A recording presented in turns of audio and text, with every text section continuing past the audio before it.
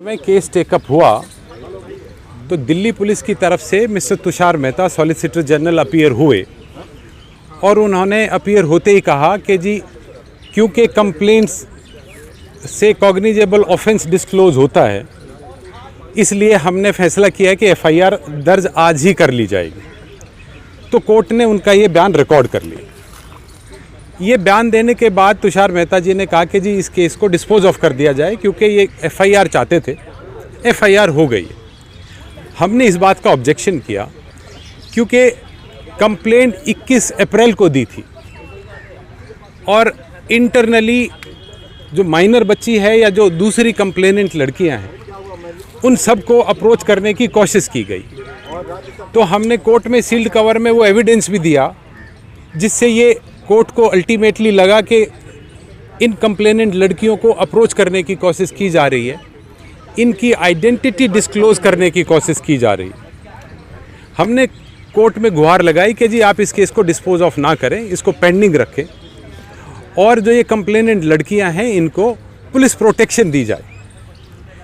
तो ये सब सुन के कोर्ट ने डायरेक्शन दी है दिल्ली पुलिस को कि जो माइनर लड़की है उसको पॉजिटिवली एक पुलिस प्रोटेक्शन दी जाए और कमिश्नर पुलिस दिल्ली को डायरेक्शन ये भी दी है कि जो बाकी लड़कियां हैं उनकी भी थ्रेट परसेप्शन एसेस की जाए और अगर ये लगता है कि उनको भी थ्रेट है तो उनको भी पुलिस प्रोटेक्शन दी जाए। तो इस डायरेक्शन के साथ केस एडजर्न किया है।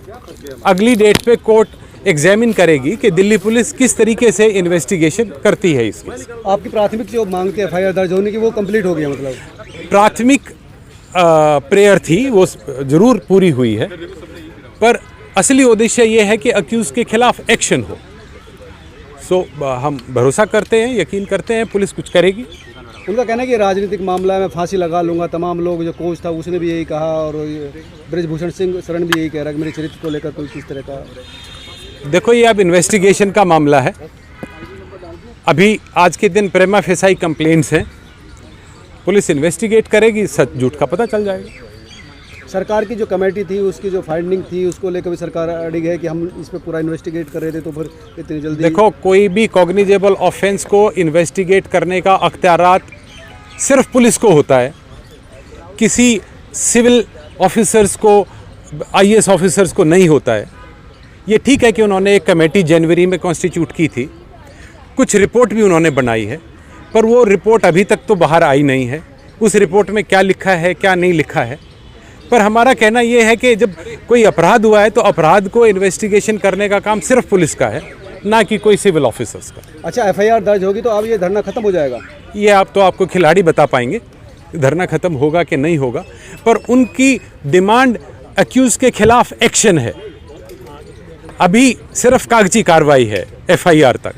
अब दिल्ली पुलिस इसके आगे क्या कार्रवाई करती है उससे सही मायने में पता चलेगा कि इन्वेस्टिगेशन किस दिशा में जाती है, और कोर्ट भी उसी का इंतजार कर रही है अगली डेट तक। तो एफआईआर से धरना का कोई मामला नहीं है? ये आपको खिलाड़ी बता पाएंगे। Thank you.